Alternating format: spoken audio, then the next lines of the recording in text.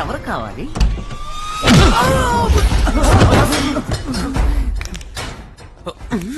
ఈ ముక్కులు విరిగిన శబ్దం వినిపిస్తుంది. ఎందుకండి ఇవన్నీ అంతలా కొట్టారు? ఇక్కడ ఎవరు రాజును? నేనే. గొప్పోళ్ళ జోలికి వెళ్తావా?